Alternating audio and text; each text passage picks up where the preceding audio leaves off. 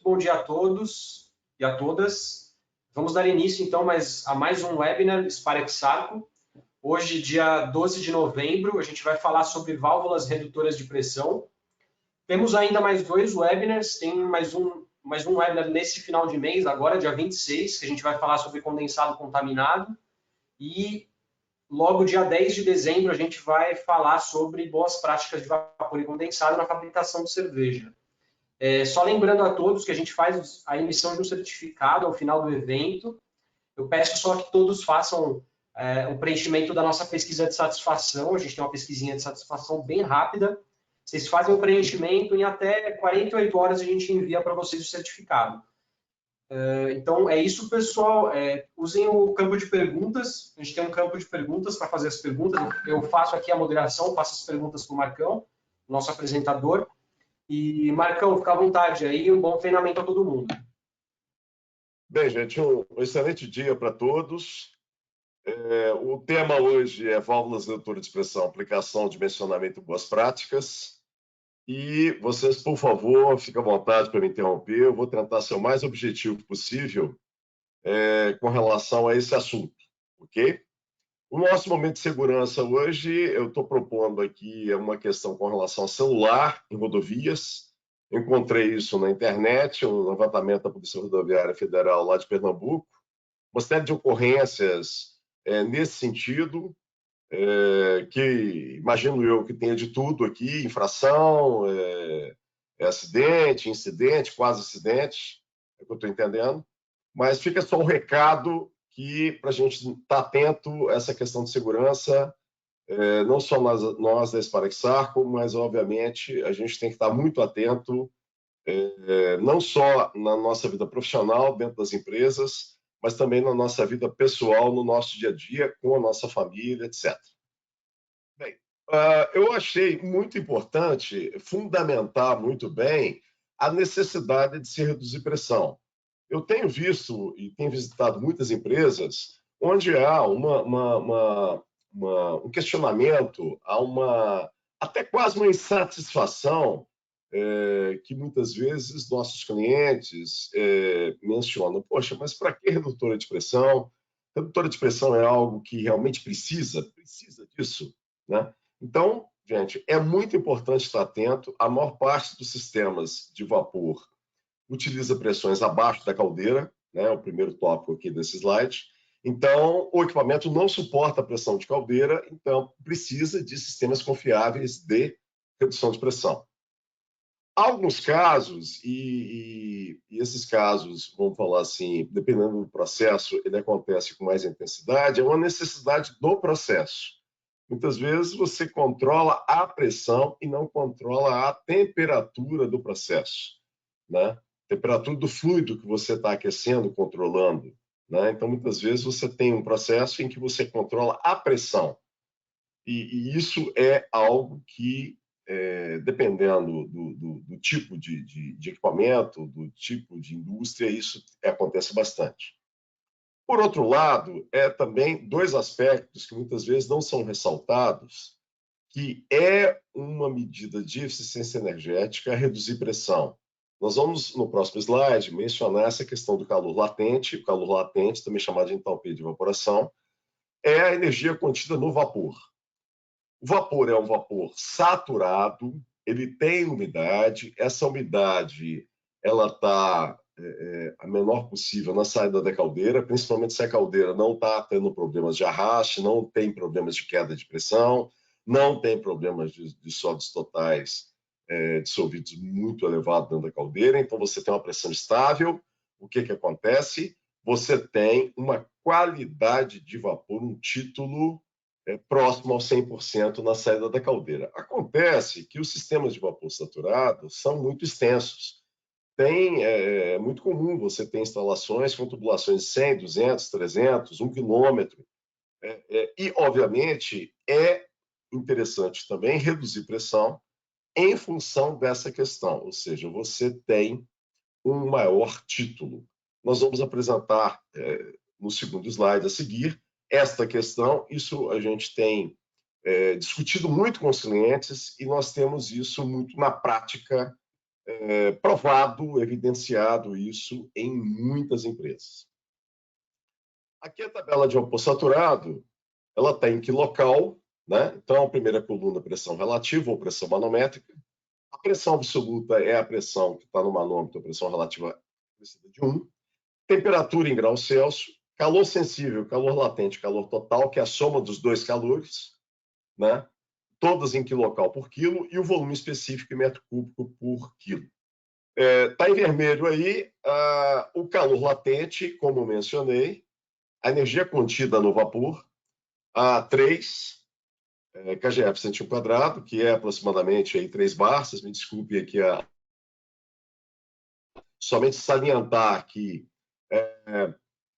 1 kgf centímetro quadrado é 0,98 bar, 1 bar é 1,0 kgf, 1,02 kgf centímetro quadrado. As unidades são muito iguais, muito próximas, principalmente em vapor saturado, que é largamente utilizado até 20 bar de pressão, até aproximadamente 20 kgf centímetro quadrado. Muito bem. Eu estou lá, e é mais fácil exemplificar, que é exatamente o exemplo aqui, 10 mil quilos de água, elevar, né, energia necessária para levar 10 mil quilos de água de 30 para 60 graus Celsius, considerando o título de 80%. A conta, a formulação é simples. MC delta T, massa, vezes o calor específico, que é o C, vezes o delta T. Então, você tem 10 mil quilos de água, né? Se considerar a unidade, a densidade da água em 1, aproximadamente 1, na temperatura, aí você vai ter pequenas oscilações em função do aumento da temperatura da água, mas é muito pequeno essa variação. Então, 10 mil vezes 1 é o calor específico da água, vezes ΔT, no nosso caso aqui é 30 graus, você vai ser 300 mil pelo calor latente. Perceba, né? esse Q9 necessária a 9 com vapor A9, vai ser o que a gente está vendo na tabela, né? 481,8 vezes 0,8, que é o título. Então, eu encontro 778,3 kg de vapor. Embaixo, para 3 kgf centímetro quadrado, o único item que muda é exatamente o calor latente, que aumenta para 509,8. Óbvio que isso aí é algo que é da tabela de vapor saturado, é a propriedade do vapor saturado e da água, né? E, com isso, há uma redução de consumo de vapor, né? Esse índice fica sempre no denominador, e essa diferença dá 42,7, que significa 5,5%. Repare que, considerando um custo de tonelada de vapor 120, que é um custo aí que, em alguns casos, é um custo médio, depende da região do país, depende do colocando um regime de ano, que é considerando horas, vezes 30 dias, vezes 12 meses, regime médio aí, começar rápido o save, né? Passando agora para a tonelada, que fica 0 vezes 8.640, 4.000, praticamente. Perceba, isso é algo que a gente faz, encontra em todo tipo de instalação. Pontos desses. Então, os valores são muito. Mas tem a questão do. Eu peguei aqueles valores da tabela. Marcão, eu vou interromper um pouquinho. O áudio está cortando bastante, o pessoal está aqui mandando mensagem para a gente. Até para mim está chegando meio cortado. Se você puder verificar aí, não sei se é a conexão ou se é o áudio. Pode ser pode ser o meu fone de ouvido. Vou tirar aqui, vou ver se melhora. Tá, por favor. Tira o fone de ouvido, a gente fala mesmo com melhorada.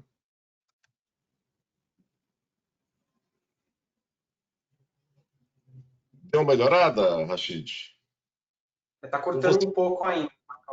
Você acha melhor? Porque realmente essa questão de picotar tem a ver com a conexão, realmente, né? Então, a gente pode fazer um teste aqui com... Melhorada. Eu acho que dá para a gente tentar continuar. Aí, se tiver problema de novo, eu te interrompo. Pode ser? E eu posso experimentar, se você achar que eu devo, usar o microfone do computador, mas eu acho que normalmente não fica muito bom, né? Mas agora tá dando para ouvir bem. Se você quiser continuar, acho que dá para a gente Eu seguir. dei uma arrumada nesse meu fone, eu peço desculpa a todos, gente, mas são questões tecnológicas que de vez em quando a gente tem alguns probleminhas. Bem, essa tá aqui, muitas vezes, mesmo da Sparax-Sarco, não salientamos essa propriedade do vapor saturado, a propriedade da água. Quando nós fazemos uma redução de pressão, o vapor na saída da válvula ele está a uma temperatura abaixo, que é a temperatura de saturação na pressão mais baixa. E aqui tem essa diferença, de 9 para 3, usando os mesmos valores que a gente estava falando anteriormente, eu tenho essa queda, né? Essa queda de 37,6 quilocal por quilo de vapor. Mas para onde que vai essa energia? Parte dessa energia, a grande parte, que vocês estão vendo na coluna seguinte, vai para calor latente, é o que a gente falou anteriormente. Quanto menor a pressão, maior o calor latente. Com isso, você tem esse ganho de que cada quilo de vapor vai ter mais energia. Né? E aí cai naquele exemplo anterior do slide que eu mencionei, o ganho de 5,5, exatamente com o exemplo que a gente demonstrou. Agora, perceba que há essa diferença. Dos 37,6, 28 foram para calor latente. Os outros 9,6. Esses 9,6, parte é perdido realmente na perda de carga, na perda exatamente na sede da válvula. A outra pequena parte você perde exatamente porque a válvula transfere calor para o ambiente, né? Então você tem essa perda aí de transferência de calor. Mas a terceira parte desses 9,6 faz o quê? Seca o vapor. Melhora o título. Então, nós vamos mencionar a seguir aí, com relação, na hora que a gente falar de acessórios, que é interessante e muito importante, antes de válvulas redutoras de pressão, se ter um separador de umidade, para que o vapor, na entrada da válvula, já tenha um título melhorado, já tenha uma umidade menor, para que, na hora que haja a redução, ocorra essa secagem, ou seja, esse maior título contido em cada quilo de vapor. Por isso que é muito econômico, muito interessante se ter redução de pressão em sistemas de vapor saturado. Concluindo, você tem mais calor latente, você tem um vapor mais seco, você tem um vapor a uma pressão e temperatura controlados e que, a gente vai falar e ressaltar isso daqui a pouco, a questão da facilidade para as válvulas de controle controlar os processos. Quanto mais preciso for o teu controle, e a tendência nossa, com o aumento de automação, com índices e critérios de qualidade de produto cada vez mais rigorosos, fazer com que se tenha os controles mais precisos no que tange à troca térmica. Com isso, redução de pressão é algo muito importante. Se você não tem redução de pressão, controlar um processo com vapor saturado realmente não se torna muito simples. A Sparax-Sarco tem muitas soluções, diversos tipos de solução, válvulas mais simples, como a gente está vendo aqui à direita, válvulas auto-operadas, como que a gente está vendo à esquerda, que a gente vai abordar aqui com um pouquinho mais de detalhe. Essas válvulas de controle que estão aí na parte central desses slides podem ter posicionador, pode ter piloto, para fazer com que a válvula seja pilotada, né? Uma válvula de controle pilotada. Ou seja, a Sparex tem várias soluções, vários tipos de modelos desses equipamentos para se adaptar às diversas pressões e diversas aplicações.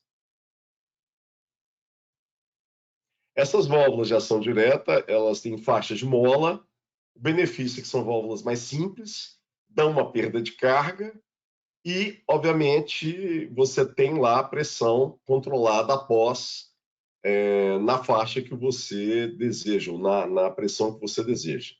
Esse tipo de válvula tem algumas limitações, já devido à simplicidade. Se você tiver oscilação da pressão antes da válvula montante, haverá uma pequena variação ajusante. Esse tipo de válvula é realmente para controles mais simples e para equipamentos, para pontos de consumo onde você não necessite de um rigor tão alto da pressão assim, ok? Muito bem. O dimensionamento, nós temos tabelas, né, ábacos, em que se entra com a pressão aqui, né, a pressão montante na curva, nesse exemplo, a pressão está reduzindo para 4, você descer na vertical, meia polegada por hora, a válvula de 3/4 com 160, a válvula de 1 polegada com 210. Então, 120, 150 e 210, respectivamente, para meia, 3/4 de uma. Então, é uma válvula bastante limitada até nesse aspecto de vazão, para realmente pontos de pequeno consumo. Tempo de instalação, ela precisa, muito importante, com a respectiva drenagem, qualquer impureza, qualquer remalha, qualquer filtro Y, protegendo a segurança após é algo muito importante. Todas que eu apresentei, né, são sistemas mecânicos que estão sujeitos a falha, estão sujeitos obviamente, alguma impureza, algum corpo estranho fazer com que não haja uma perfeita vedação, e é muito importante prever válvula de segurança após.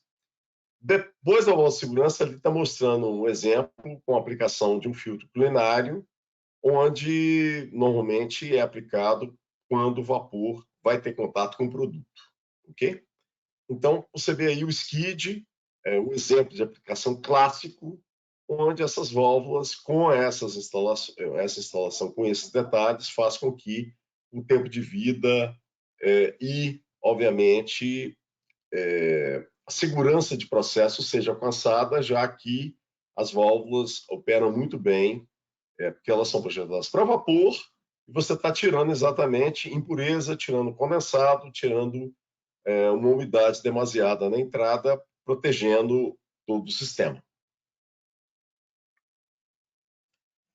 As válvulas auto-operadas, elas são bastante conhecidas. A Sparex fabrica essas válvulas há muito tempo, mais de 50 anos no Brasil. Essas válvulas passaram já por várias atualizações, vários revamps, várias modernizações do que tange a diafragmas, que agora são inox, já há mais ou menos os últimos 10 anos, salvo me engano, um critério com relação ao aperfeiçoamento do projeto da válvula como um todo, do que tange a materiais. O dimensionamento dessas válvulas, nós temos, inclusive, a questão de fluxo crítico e fluxo subcrítico, para quem nunca ouviu falar disso. O fluxo crítico é quando a pressão após a pressão ajusante é exatamente menor que a pressão amontante dividido por 2. Então, por exemplo, de 10 para 8, subcrítico. 10 para 7, subcrítico. Agora, 10 para 4,5 já é crítico. Por isso que muda as fórmulas, como vocês estão vendo aqui. E dando um exemplo com relação ao dimensionamento, é muito importante que essas válvulas fiquem de 50% a 80%. Não quer dizer que elas não operem bem de 20% a 50%, que tradicionalmente essas válvulas sempre foram dimensionadas de 20% a 80%, só com essas atualizações que eu mencionei anteriormente, elas são preferencialmente dimensionadas para operarem de 50% a 80%. o nível de operação dessas válvulas é realmente muito adequado nessa faixa aí de vazão.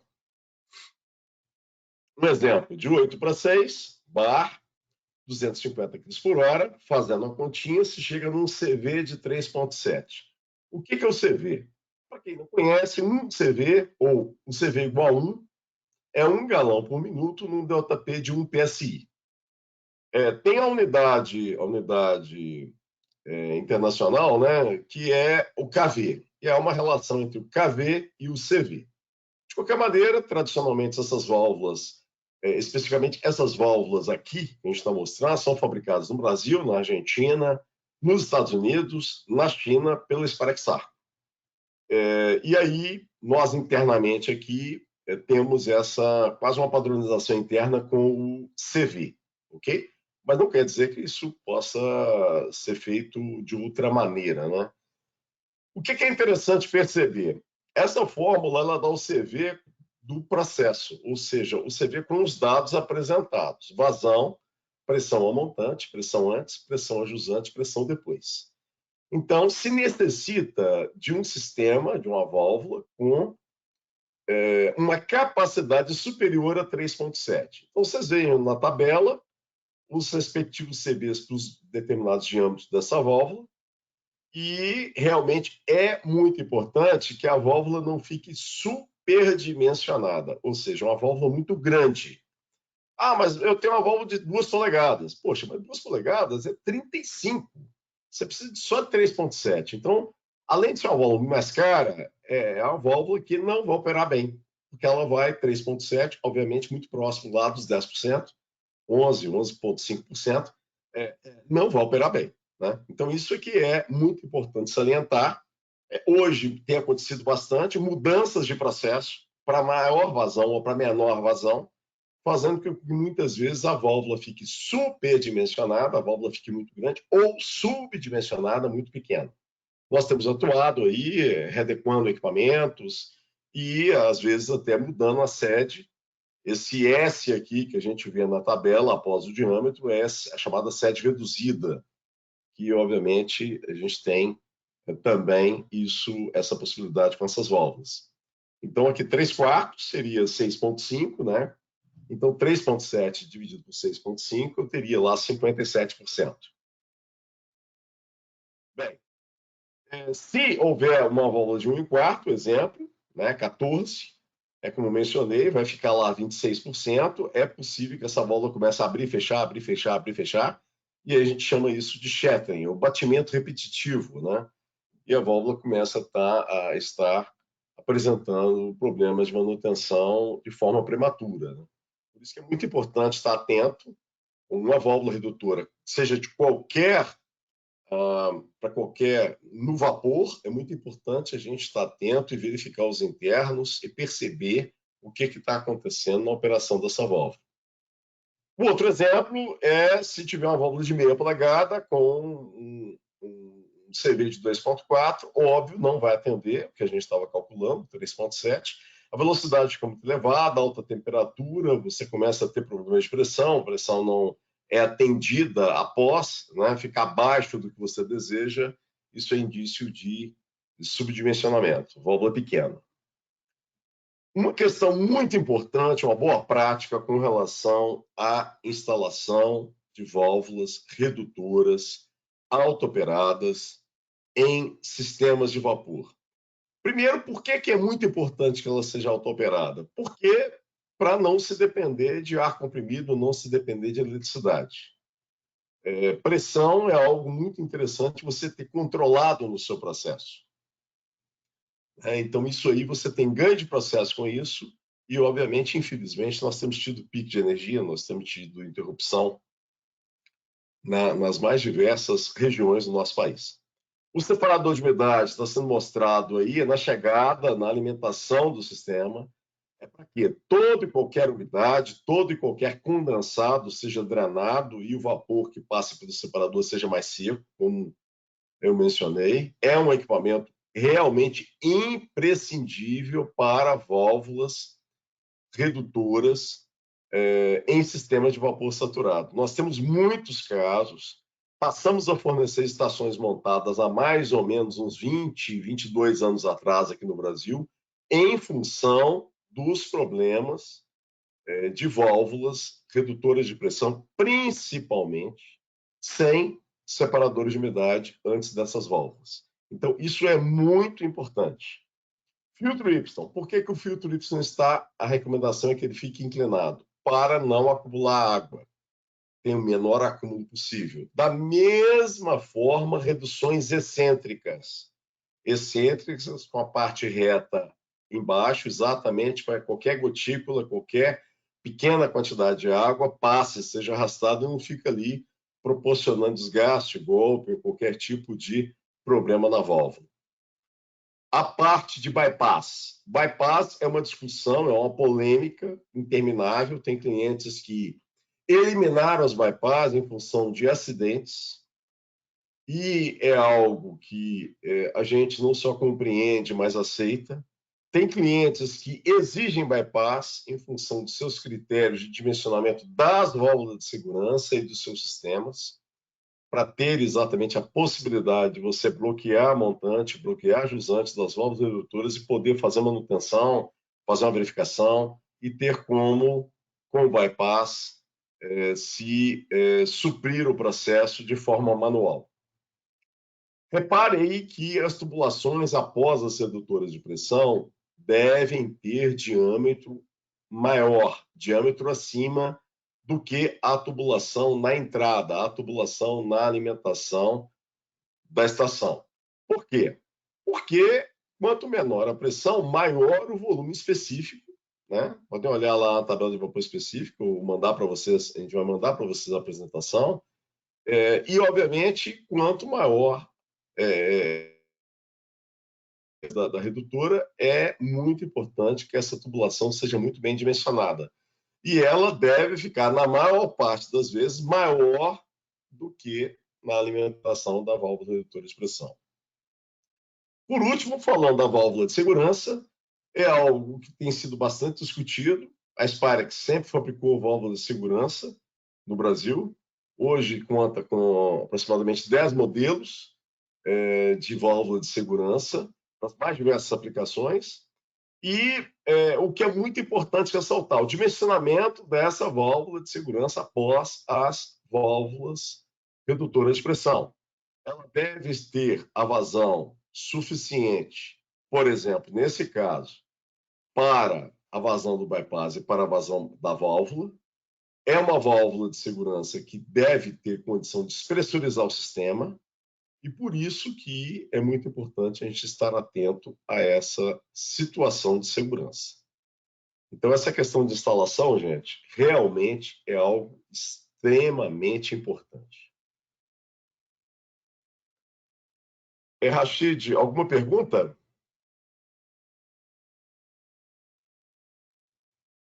Bom, Marcão, ainda não. Se quiser Não. seguir. Vamos seguir, então. Então, eu vou fazer uma pergunta aqui, que é a seguinte. Bem, Marcos, então, e se eu instalar a válvula sem o filtro?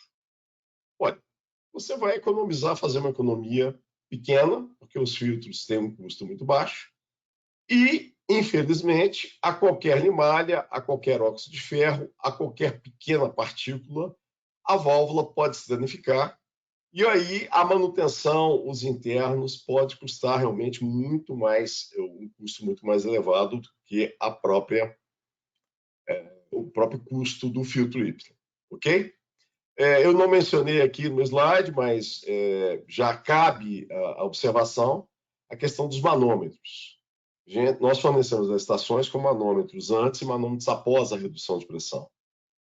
Infelizmente, alguns clientes não percebem a importância dos manômetros e muitas das vezes o manômetro sofre algum problema, algum dano mecânico, algum golpe. E, obviamente, a Spirax fornece manômetros com glicerina, com tubsifão, com válvulas de teste. Nós chamamos de kit manômetro, que é exatamente para proteger o manômetro, fazer que ele tenha longa vida e que te possibilite fazer uma rápida regulagem da válvula em campo. Se você não tiver um manômetro após a válvula redutora de pressão, como fazer a regulagem da válvula em campo. Fica realmente muito difícil. Às vezes, se adotando manômetros de equipamentos, se possa correr alguns riscos, obviamente, muitas das vezes se encontra um manômetro que não está calibrado, um manômetro que não está adequado, né? Então, essa presença de manômetros antes e manômetros após as redutoras de pressão é algo realmente muito interessante de se ter. Bem, aqui está mostrando um skid. A Sparex tem fornecido não só estações, está mostrando um skid com trocador de calor. Nós temos fornecido vários modelos de trocador de calor para as mais diversas aplicações. Esse modelo especificamente está mostrando um modelo casco-tubo, totalmente em aço inox, e com uma série de características específicas, né? Mas aqui eu estou chamando a atenção por fato de ter uma redutora de pressão e após ter uma válvula de controle, e depois ter um sistema de drenagem. Para quem não conhece, esse sistema de drenagem é um purgador que tem também acionamento por bombeamento, né? Então, ou seja, aplicações que, se a válvula de controle fecha, a válvula redutora deve manter a pressão, logicamente, e essa pressão é que aciona o sistema de retirada de condensado do trocador, né? Isso é para sistemas que têm uma grande variação de vazão e grande variação, obviamente, de quantidade de vapor no sistema, né? Você pode ter vazão máxima e pode ter, em determinados momentos, até o fechamento com vazões de vapor muito pequenas e pressões muito pequenas, de tal forma com que o sistema de drenagem consiga retirar o condensado do sistema de troca térmica, né? Agora, o nosso assunto aqui hoje é que a tendência é aumento de precisão dos processos. E, realmente, se você não reduz a pressão, se você não mantém uma pressão estável antes da válvula de controle, você tem uma variação, que a variação pode ser da caldeira, pode ser do sistema de vapor, com utilização de vapor em vários pontos, e, obviamente, variando a pressão, varia a temperatura do vapor, varia as características do vapor, é realmente muito mais difícil para a válvula de controle conseguir controlar esse processo, ok? Então, eu estou dando ênfase a essa situação, porque, infelizmente, temos tido a necessidade de montar redutores de pressão, ou estação de redução de pressão, já que alguns fabricantes, algumas empresas, alguns clientes nossos, têm tentado ou têm instalado somente a válvula de controle e, infelizmente, a precisão alcançada para o processo não tem sido atingida. Então, a gente vai lá, instala, complementa a instalação com a redução de pressão e aí sim se consegue a precisão de processo. Bem, outra questão que é uma boa prática é que a estação de redução de pressão, né, a gente chama de estação exatamente o skid, como queira, esteja o mais próximo possível do ponto de consumo. Isso por quê? Para você ter todos esses ganhos que a gente falou nessa apresentação. Para você ter calor latente, para você ter um vapor mais seco possível, para você ter um melhor controle possível do seu processo, para você ter a pressão mais estável possível, para que a válvula de controle consiga controlar o seu processo. Rachid, alguma pergunta?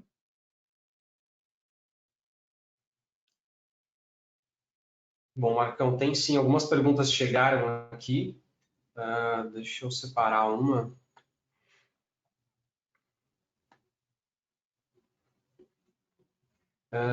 O Carlos perguntou para a gente o seguinte: qual que é a maior diferença de redução que posso usar em uma mesma válvula? Excelente pergunta. Isso aí muitas vezes não fica claro, é uma coisa que a gente está, inclusive, tentando melhorar, né, a nível de comunicação. Essas válvulas especificamente aqui que a gente está mostrando, 10:1, ou seja, 10 bar para 1 bar, 5 bar para 0,5 bar, são exemplos de redução de 10:1. Já as válvulas de controle, as válvulas de controle pilotadas, as válvulas de controle, já você consegue ter um grau de redução maior, né? E, logicamente, nós estamos em fase de desenvolvimento de um software para essas válvulas auto-operadas. Nós estamos em atualização desse software, na verdade, e que a gente está, inclusive, avaliando a possibilidade de divulgar e divulgação de um link para que os clientes possam utilizar o software. É algo que os clientes interessam, e para nós também é algo que nos interessa bastante, esta questão. Mais alguma, Rachid? Sim, Marcão, tem mais uma aqui do Rafael. Ele quer saber por que os manômetros foram colocados no bypass e não na linha direta da redutora. Os manômetros, essa pergunta também ela é muito procedente e muito frequente, e aqui a gente colocou para uma questão de espaço, né? Essas estações, nós fazemos as estações, temos estações padronizadas, mas temos estações que nós fazemos a critério dos clientes, os clientes aprovam o projeto, e aí muitas vezes você não tem muito espaço e precisa ter o bypass. Então, obviamente, se utiliza aí muitas vezes os manômetros, como está mostrado aqui, na tubulação aí, na vertical, para economia de espaço, mas não há nenhuma restrição em você ter um manômetro ajusante colocado após aqui no trecho reto. Não há nenhuma restrição. Mais alguma? Sim, Marcão, tem mais uma aqui do Rodrigo. Ele traz um caso para a gente da empresa dele, que ele trabalha, e ele fala o seguinte: onde eu trabalho, há uma válvula redutora de pressão que reduz a pressão de 85 kgf para 15 kgf, utilizando o vapor superaquecido. Ele quer saber se há necessidade, nesse caso, de utilização de um filtro na linha antes da válvula. Essa observação é bastante interessante. Vapor superexcido, não tem sentido a gente falar de separador de umidade. Vapor superexcido, só detalhando um pouquinho, principalmente para quem nunca viu, para quem não tem instalação, não convive com isso, vapor superexcido é todo aquele vapor que está acima da temperatura de saturação, a qualquer pressão. Na pergunta específica, como foi mencionado, há recomendação, sim, de instalação de um filtro. Isso protege a válvula, principalmente se o histórico de manutenção dessa válvula, seja que válvula for, de qual fabricante for, tiver histórico de danos de internos devido ou se encontrar corpos estranhos, limalhas, um chamado pó ou sílica ou resíduos de sólidos totais de caldeira, é algo que a gente encontra. Contaminação de processo, a gente encontra isso dentro de válvulas de controle, válvulas redutoras. Então, a resposta está muito em função do histórico dessa válvula específica e da importância desta válvula no contexto da empresa de quem perguntou. É a principal válvula, é a válvula que passa o vapor todo para uma área, para um equipamento, para um processo que é extremamente crítico, que é algo que é muito importante, que vai impactar muito uma hora parada de produção, que normalmente não é uma hora, né? Tem que esfriar para mexer na válvula, depois voltar, e aí o processo tem algum tempo para voltar também, vai envolver perda de produção. Óbvio que essas válvulas, quer seja de controle com função redução de pressão, quer seja auto-operada com função redução de pressão, é que a gente realmente recomenda manutenções preventivas para se verificar e se pegar desgastes prematuros e que, infelizmente, devido não só ao momento nosso desse ano, nem se fala, né, dos anos anteriores à crise que a gente passou econômica, que atingiu muito aí muitas empresas, e nós entendemos que muitas empresas realmente a manutenção preventiva foi totalmente eliminada, suprimida. Agora, em função da retomada, ter aí, passarmos a ter aí capacidade, começarmos a ter capacidade quase plena de muitas empresas, vai ser muito salutar e muito importante fazermos manutenções preventivas. Mais alguma, Rachid? Sim, Marcão, tem uma pergunta sobre filtro Y. São, na verdade, três perguntas com o mesmo tema aqui. Eles querem saber qual seria a posição correta de instalação do filtro Y. O filtro Y antes de válvulas de controle, antes de válvulas redutoras de pressão, é como eu estou mostrando aqui, ele é inclinado, ou seja, a tela, em vez da tela ficar virada para baixo, né, ser inclinado exatamente para você minimizar o acúmulo de água antes das válvulas de controle, das válvulas redutoras de pressão. Essa é a posição, a boa prática, é a recomendação em vapor saturado, porque se ele ficar na vertical, vai possibilitar o acúmulo de água e essa água vai estar, logicamente, podendo provocar danos na válvula que está logo à frente do filtro. Mais alguma, Rachid? Tem sim, Marcão. Tem uma pergunta do Benilton, não sei se está correto aqui, Benilton. Ele quer saber qual que é a diferença na estrutura e no funcionamento entre as válvulas de controle e as válvulas de redução. Na verdade, essa você tem sempre que você tem qual modelo de válvula que você tem. Você aqui nesse slide você menciona, você repara que tem um trecho reto antes da válvula de segurança. É recomendado que você tenha 8, no mínimo 8. A gente recomenda 8 a 10 diâmetros antes da válvula de segurança, trecho reto. E que válvula de controle, normalmente você adota de 5 a 10 diâmetros. Porém, há instalações e sistemas que não se tem esse espaço. Então, é algo que, muitas das vezes, se tem que fazer artifícios aí, no que tange a instalação, para afastar a redução de pressão um pouco, para você ter um pouco de trecho reto aí antes da válvula de controle, para, logicamente, realmente ajudar a válvula de controle a realmente realizar a sua tarefa, né, que é controlar o processo.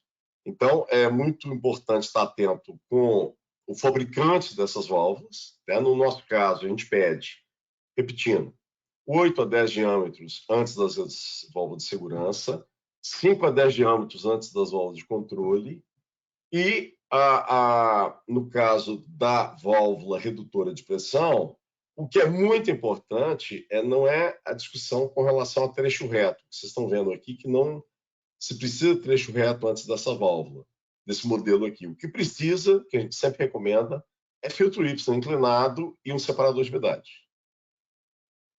Mais alguma pergunta?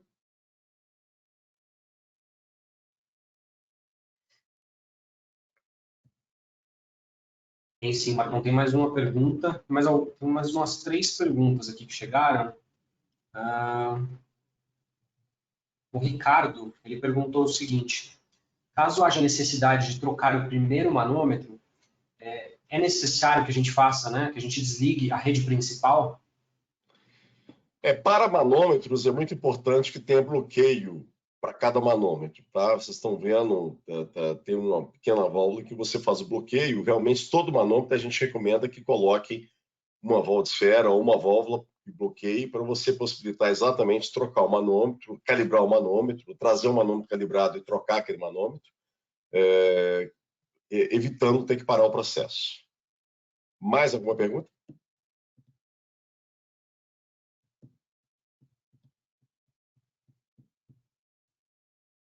Deixa eu dar uma olhada.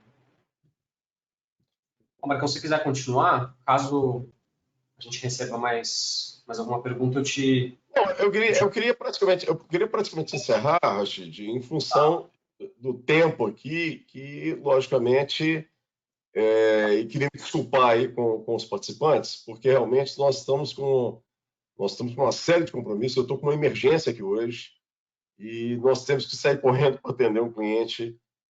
Não sei nem se vou almoçar em função de um atendimento aqui de urgência com relação ao cliente. Eu queria pedir desculpas e, logicamente, Rachid, você me manda as perguntas que eu não respondi, respondo as perguntas por escrito de todos e a gente fica à disposição. Eu acho que vários de vocês já têm o nosso e-mail, nós estamos à disposição Caso haja alguma urgência, gente, por favor, passe e-mail para a gente tenta responder no mesmo dia, mesmo que for à noite. Eu acesso e-mails à noite, eu fico muitas vezes à noite até tarde respondendo os e-mails, que a gente entende e estamos aí bastante engajados nesses momentos que vários clientes nossos têm precisado de nossa presença para emergências, para urgências, para, logicamente, nós fazemos um atendimento o mais qualificado e com a máxima presteza que o mercado tem exigido. Então, nos desculpem, a gente terminou uns minutos antes, a gente fica à disposição, né, Rachid? E agradeço a participação de todos. Muito Pessoal, obrigado. obrigado a todos. A gente vai ter, então, agora no finalzinho, a pesquisa de satisfação, pesquisinha rápida, e a gente também vai deixar salvo aqui para vocês, eu vou mandar o link com onde vai estar alocada a gravação desse treinamento, tá? Aí vocês podem acessar esse link, vou mandar para todo mundo aqui, e aí logo, provavelmente hoje no final do dia, já deve estar aparecendo para vocês a gravação desse treinamento. Então, muito obrigado a todos, obrigado, Marcão. Obrigado, Rachid, mais uma. Então, vamos para frente e obrigado a todos.